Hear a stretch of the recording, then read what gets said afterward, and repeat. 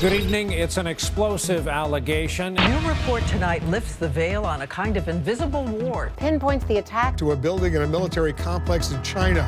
There are tens, if not hundreds, of Chinese hackers stealing secrets of more than 100 U.S. corporations and hacking into government sites. A Virginia-based security firm, Mandiant Corporation, traced the hacking and concluded it is one of the most prolific cyber espionage groups in terms of the sheer quantity of information stolen.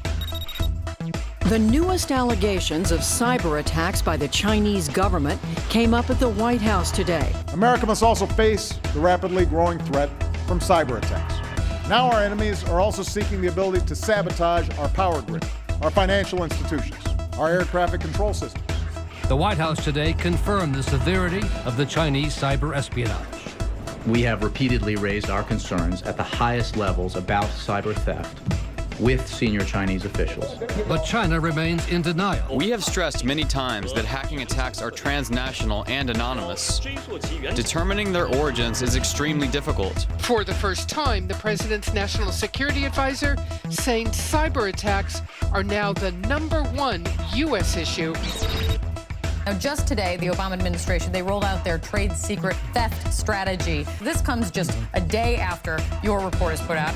So we were able to unearth documents doing open source research. All of this is unclassified.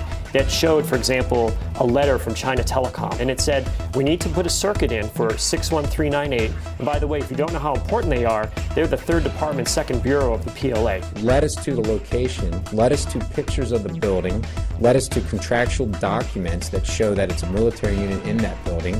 And it just coincides with where we're seeing all the activity from this one group. When a BBC News team tried to film the building outside Shanghai, military personnel confiscated the footage.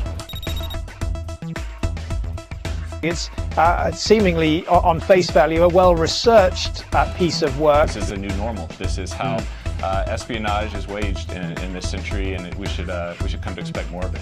Die Hackerangriffe machen Mandiant zum florierenden Unternehmen. Aber woher wissen die Experten eigentlich?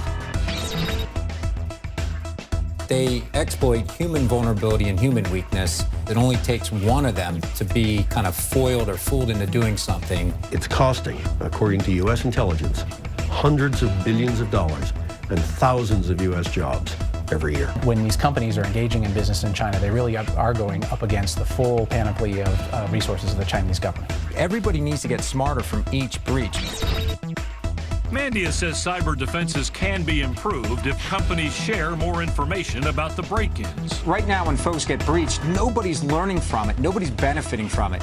So if we get the right technology in place and then some kind of help from the government on how to share information that's actionable and we get it quickly, we can start narrowing the security gap to a margin where we don't have the consequences that we're suffering today. We cannot look back years from now and wonder why we did nothing in the face of real threats to our security and our economy.